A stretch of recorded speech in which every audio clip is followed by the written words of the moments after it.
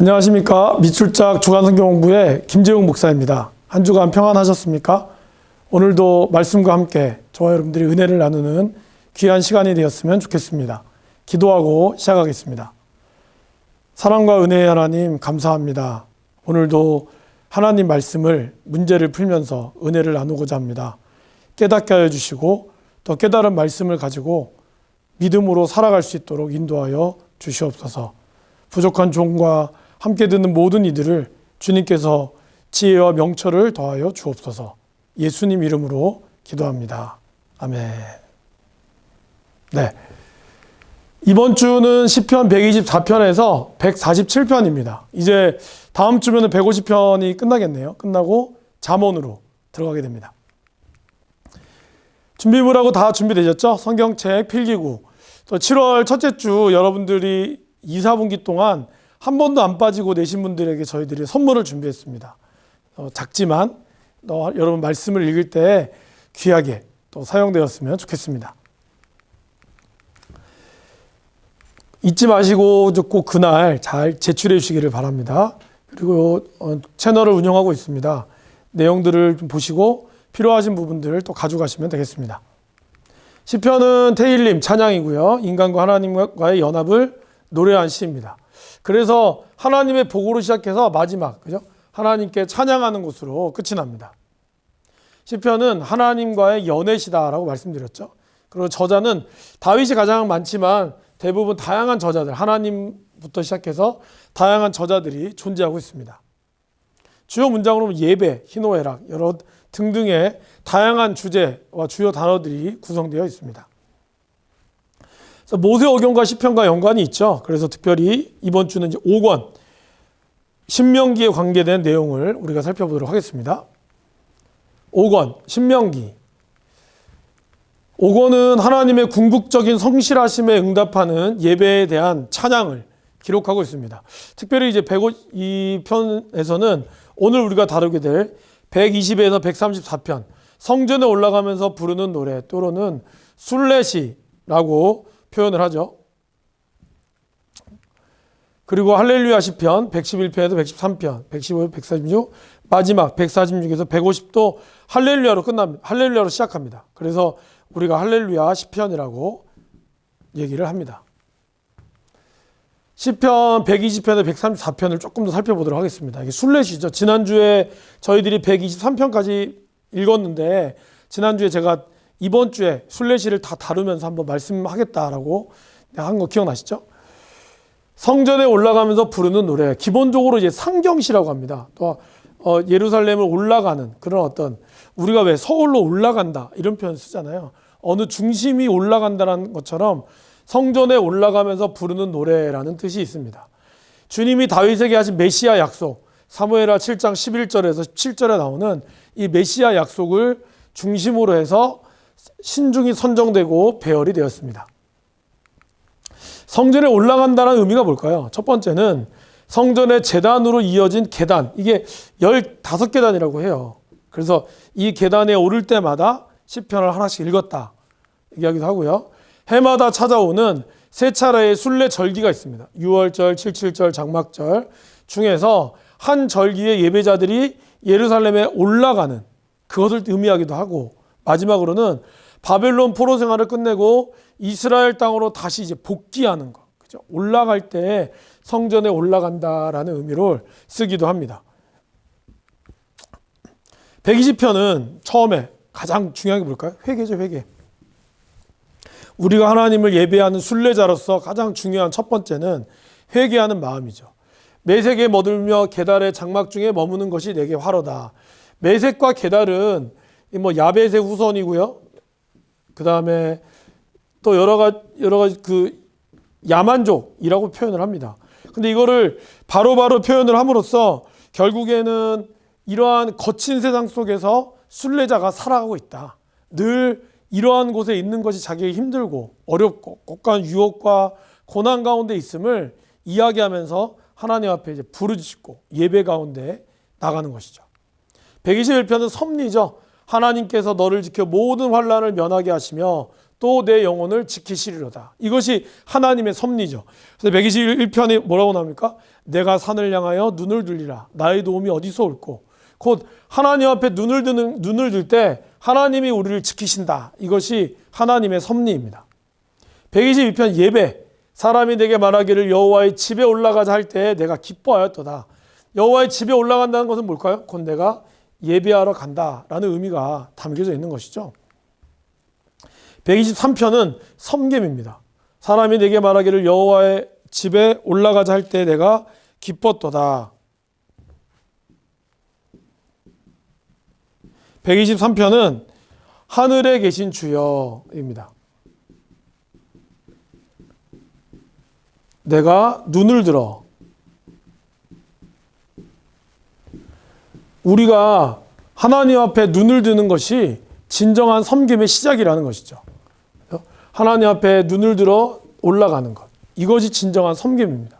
섬김은 내가 섬기는 것 같지만 섬김의 가장 첫 번째는 내가 눈을 들어 하나님을 올려볼 때, 하나님을 우러러볼 때 그것이 진정한 섬김임을 이야기하고 있습니다. 이건 이제 1절이 아닙니다. 124편부터 들어가겠습니다. 우리 영혼이 사냥꾼의 올무에서 벗어난 같이 벗어난 새같이 되었나니 올무가 끊어짐으로 우리가 벗어났도다. 구원자죠. 그죠? 시편 124편의 주제는 구원자입니다. 125편은 악인의 규가 의인들의 땅에서는 권세를 누리지 못한다. 이게 원래 규가 지팡이잖아요. 지팡이.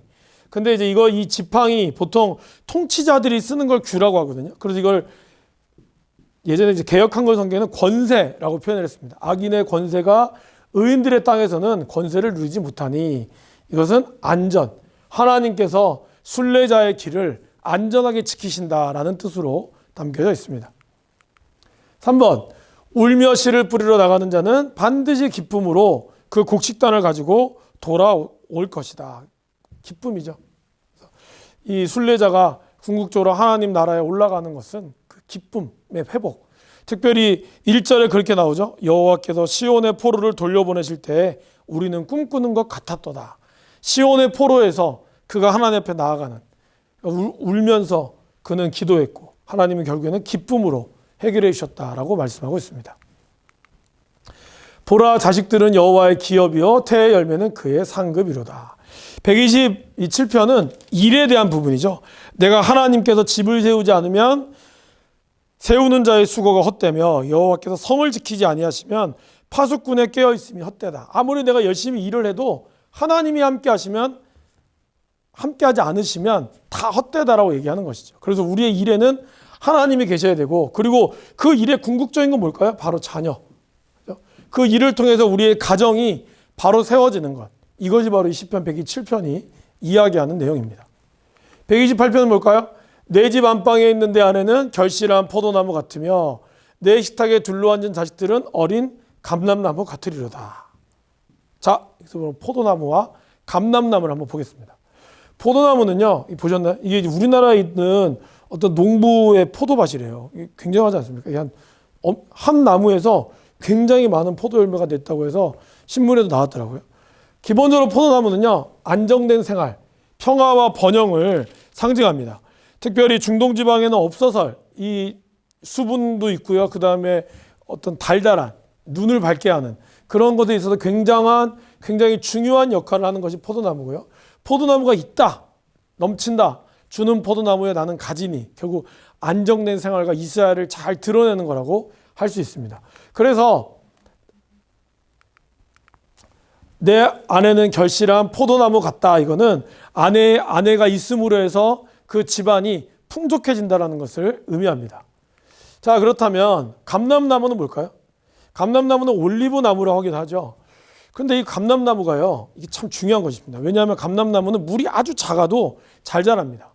이스라엘 땅에 있을 때 꼭 필요한 나무라고 할 수 있겠죠. 그런데 감람나무의 기본적인 열매는요, 10년에서 14년이 경과해야 됩니다. 그리고 30년 이상 지나야 비로소 수확다운 수확을 할 수 있는 거죠. 그래서 감람나무가 있다는 것은 평화를 상징합니다. 왜 그럴까요? 30년 동안 이 나무가 수확할 때까지 아무런 일이 없었다는 것이죠. 그리고 성경에서 자식을 감람나무로 비유하는 건 왜 그럴까요, 여러분? 아이들이 태어날 때 정말 이쁘죠. 그러나 그 아이가 이 땅에서 뭔가 자신의 일들을 건사하기 위해서는 얼마나 걸리죠? 30년이 걸리는 겁니다. 그러니까 하나님이 주시는 복을 누리는 것이 어린 감람나무 같다, 이 말은 이 아이들이 이렇게 자랄 때까지 하나님이 지켜주시고 인도하셨다는 것을 뜻합니다. 그래서 감람나무를 아이들을 비유할 때 쓰는 것입니다. 이해가 되셨죠? 129편은 인내에 대한 부분입니다. 밭가는 자들이 내 등을 고랑으로 등을 갈아서 고랑을 길게 지었도다. 그러니까 그만큼 고생했다는 거죠. 내 등이 마치 고랑처럼 이렇게 나를 고생시키고 했지만 궁극적으로 내가 인내했을 때 이 모든 것들의 어려움을 이겨내고 하나님의 복을 누리게 되었다라는 것이 이 129편에 나오는 겁니다. 130편, 여호와여 내가 깊은 곳에서 주께 부르짖었나이다. 이 시편 기자의 깊은 소망, 그죠? 자기가 하나님 앞에 나를 이끌어 주옵소서. 순례자의 강력한 소망은 뭘까요? 바로 하나님께서 우리의 부르짖음과 예배를 받는 것, 이것에 대한 소망을 이야기하고 있는 것입니다. 131편, 여호와여 내 마음이 교만하지 아니하고 내 눈이 오만하지 아니하오며 내가 큰 일과 감당하지 못한 놀라운 일을 하려고 힘쓰지 아니하나이다. 뭘까요? 겸손이죠. 이 순례의 길을 올라가는 사람에게 필요한 덕목, 가장 중요한 덕목 중에 하나가 바로 겸손이죠. 교만하지 않고, 하나님 교만한 자 제일 싫어한다 그랬죠. 교만하지 않고 오만하지 않는 자, 곧 겸손한 자에게 하나님이 함께 하신다라고 얘기하고 있습니다. 9번, 우리가 그것이 에브라다의 함을 들었더니 나무밭에서 찾았도다. 이게 법궤에 대한 이야기죠. 그래서 법궤에 대한 이야기는 사무엘상 7장 1절, 그 다음에 사무엘하 6장, 역대상 13장. 이건 다윗과 관련돼 있죠. 이건 사무엘하고 관련돼 있고. 이 나무밭이라는 게 뭘까요, 여러분? 나무밭. 정답이 나무거든요. 나무밭이 원래 기럇 여아림이 바로 나무밭입니다. 성경에 보시면 기럇 여아림은 나오거든요. 바로 나무들의 밭의 이름을 나무의 도시라고 하는 것이 바로 기럇 여아림이죠. 그러니까 에브라다에 있음을 들었으나 실제로는 기럇 여아림에서 찾았다. 이것은 뭘 뜻할까요? 순종. 하나님 말씀을 끝까지 찾고자 하는 열망, 그 순종을 뜻하는 것이죠. 그래서 처음에는 어떻게 했습니까? 다윗이 자기 열심으로 수레에다가 법궤를 끌고 가다 죽잖아요. 우사와 아뇨가 이 소가 잉 하다가 법궤가 뒤집어야 할 거라는 걸 알고 잡았다가 죽잖아요. 그리고 다윗은 거기서 멈췄죠. 그리고 나서 그가 말씀을 보니 이거는 레위 자손인 고핫 자손이 매야 되는구나. 그것을 알고 나중에 할 때는 어떻게 했습니까? 순종함으로 직접 메고 하나님을 찬양했죠. 이러한 어떤 순례자의 모습에는 말씀에 대한 순종, 이것이 잘 나타나 있습니다. 133편, 보라 형제가 연합하여 동거함이 어찌 그리 선하고 아름다운고. 바로 이 공동체를 얘기하는 거죠. 순례의 길은 개인의 길 같지만요, 결국에는 순례자들이 함께 공동체가, 이스라엘의 공동체가 하나님 나라를 향하여 가는 거라는 것이죠. 그렇기 때문에 개인적이지만 그러나 공동체성을 무시할 수 없다는 겁니다. 신앙생활도 마찬가지죠. 하나님의 구원을 향하여 각자가 하나님 앞에 좋은 관계, 하나님과 깊은 관계를 맺어야지만 그러나 혼자 힘으로 안 된다는 겁니다. 이런 공동체가 온전히 연합하고 동거해서 하나님의 선하고 아름다움을 이렇게 될 때, 그랬을 때 비로소 순례자의 어떤 길들이 완성이 된다는 겁니다. 자, 마지막 134편. 내가 성소를 향하여 너희 손을 들고 여호와를 송축하라. 134편 마지막은 바로 송축. 우리가 회개로 시작했다가 뭐로 끝납니까? 송축. 하나님을 찬양하라. 그래서 이 15개의 이 시편에는요, 인간이 이 땅을 살아가면서 필요한 덕목들, 그리고 일어나는 모든 일들을 잘 요약해서 노래하고 있습니다. 여러분들이 내 인생이 어떨까 궁금하고 나는 어떻게 살아야 될까 궁금할 때 이 120편에서 134편 영적인 순례자의 길을 떠나는 저와 여러분들이 1년에 한 두세 번 아니면 분기마다 한 번씩은, 짧잖아요, 시편 말씀 읽으면서 여러분의 마음을 다잡을 수 있는 시간이 되면 좋겠습니다. 자, 이제 135편으로 넘어가겠습니다. 시편 135편은 주제가 이거예요. 하나님이 행하신 일들의 모자이크. 모자이크가 왜 여러 가지 것들을 이렇게 붙어가지고 다 하나의 작품이 나오잖아요. 그러니까 하나님께서 이 135편은 다양한 역사적인 얘기들을 하나님이 딱 붙였어요. 붙여서 심판하셨던 아모리 왕 시온을 심판하고요. 바산 왕 옥을 심판하고요. 가나안의 모든 국왕을 심판합니다. 그런데 아수르는 나오지 않아요. 자, 읽어보시면 나옵니다. 그 다음에 136편. 136편은 영원함이로다. 몇 번 나올까요? 절수가 몇 절이죠, 여러분? 절수가 26절이거든요. 그러므로 정답은 뭐예요? 26번. 26번. 그러니까 계속해서 나오죠. 그 말씀만 잘 찾아보면 여호와께 감사하라. 그는 선하시며 그 인자하심이 영원함이로다. 계속 하나님의 영원하심을 찬양하고 있습니다. 그래서 하나님의 인자하심을 기르는 최고의 찬양이 바로 시편 136편입니다. 14번. 우리가 바벨론의 여러 강변에 앉아있더니 시온을 기억하며 울었도다. 멸망할 땅 바벨론아, 내가 우리에게 행한 대로 내게 갚는 자가 복이 있으리라. 포로들의 노래. 그래서 보니엠이 부른 I live 바벨론? 네, 이런 노래가 있죠. 정확히 잘 모르겠는데. 그래서 옛날에 우리나라 개그맨이 다들 이불 개고 밥 먹으라고 노래로 이제 들리는 대로 발음을 하다 보니까 그렇게 나왔죠. 보니엠의 이 포로들의 노래, 바벨론 아주 인기가 많았던 노래죠. 근데 이것이 바로 시편 137편에 나오는 포로들에 대한 얘기를 꿈꿨습니다. 15번. 내가 하늘에 올라갈지라도 거기 계시며 스올, 이 스올은 이제 음부, 때는 뭐 지옥 이런 데죠. 내가 그런 데 가서 자리를 펼지라도 하나님 거기 계셨다는 거예요. 그리고 새벽 날개치며, 이 새벽 날개라는 게 무슨 뜻일까요? 이게 동틀녘을 뜻하거든요. 동틀녘. 그러니까 해가 딱 떠서 순식간에 뜨잖아요. 그죠? 순식간에 떠가지고 구름을 가르는 이 엄청난 속도. 뭐 천천히 떠가지고 제가 비치는 게 아니라 아침에는 이 햇살 통해서 확 떠오르잖아요. 그렇게 해서 그걸 새벽 낙엽을 피는 거예요. 그게 엄청난 빠른 속도로 바다 끝에 가서 거주할지라도 어떻게 해요? 하나님은 함께 하신다는 거예요. 그러니까 내가 깊은 곳에, 내 인생에 아주 깊은 나락에 빠져서 피하고 싶은 순간에도 하나님은 우리와 함께 계시고, 내가 정말 너무나 빨리 도망가고 내가 빨리 사라지고 싶은 그 순간에도 하나님께서 거기에 계신다는 거예요. 놀랍지 않습니까? 하나님의 임재는 여러분들의 인생에 아주 깊은 곳뿐만 아니라 여러분들이 도망가고 싶을지라도 하나님은 여러분들을 늘 함께 하신다. 이걸 잘 기억하셨으면 좋겠습니다. 16번. 교만한 자가 나를 해하려고, 이 4종 세트죠. 뭐예요? 올무, 줄, 그물, 함정. 이 교만한 자가 나를 죽이려 어떻게 해요? 올무, 줄, 그물, 함정. 이 4종 세트로 다 두었다는 거죠. 그래서 하나님 나를 도와주옵소서. 보호를 간구하는 내용입니다. 17번. 의인이 나를 칠지라도 은혜로 여기며 책망할지라도 머리에 기름같이 여겨서 내 머리가 이를 거절하지 아니할지라. 그들의 재난 중에도 내가 항상 기도하리로다. 그러니까 이 시편 기자는 지금 겸손한 거예요. 하나님께서 나이가 쳐도 모든 걸 다 어떻게 해요? 은혜로 여기고, 그 다음에 책망해도 머리에 기름을 바르는 것처럼 나를 그렇게 축복하시는구나. 그리고 거절하지 않고 재난 중에 나는 항상 기도한다는 거죠. 어떻게 보면 저와 여러분도 이렇게 돼야겠죠. 원망보다는 기도하고, 이 모든 것들이 하나님의 은혜다, 내가 한 것이 아니라 은혜다라고 느낄 수 있을 때 바로 이 시편 기자의 고백이 되겠죠. 주제는 보호를 부르짖는다. 142편은 구원을 간청하는 노래죠. 그래서 오른쪽을 살펴보셔서 나를 아는 이가 없다.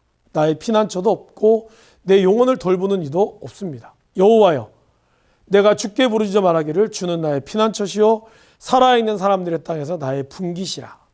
구원을 간청하는 노래고요.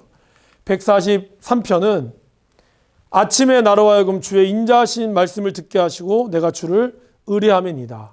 인도와 구원을 구하는 기도. 이것이 바로 시편 143편의 주제죠.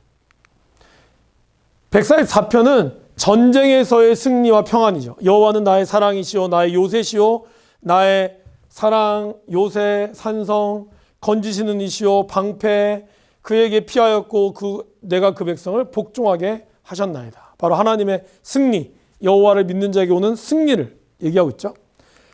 145편. 그는 자기를 경외하는 자들의 소원을 이루어 주시며 또 그들의 부르짖음을 들으사 구원하시리로다. 하나님의 위대하심을 찬양하고 있습니다. 146편에서 150편은요. 시편의 결론이죠. 그래서 할렐루야 여호와를 찬양하라로 시작합니다. 5편 모두가. 그래서 146편은 영원히 주님을 찬양하라. 야곱의 하나님을 자기의 도움으로 삼으며 여호와 자기 하나님에게 자기의 소망을 두는 자가 복이 있다.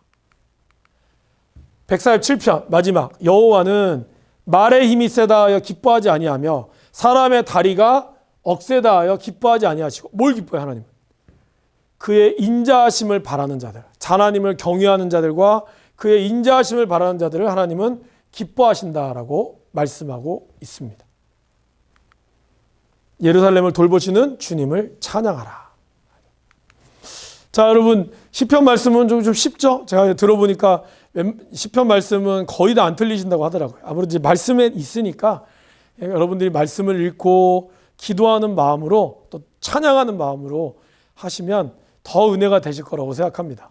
이제 다음 주부터는 이제 150편이 끝나면 잠언이 들어갑니다. 잠언에도 또 주옥 같은 말씀이 들어가 있죠. 기대하시고, 언제나 은혜는요, 기대하고 기도하고 기다려야 됩니다. 그러면 하나님이 우리에게 기적을 베풀어 주실 것이고 우리에게 기쁨을 주실 것입니다. 그러한 마음으로 여러분들이 말씀을 잘 읽어가시기를 주님의 이름으로 간절히 소원합니다. 또 다음 한 주간 말씀 가운데 승리하시고 다음 주에 뵙도록 하겠습니다. 감사합니다.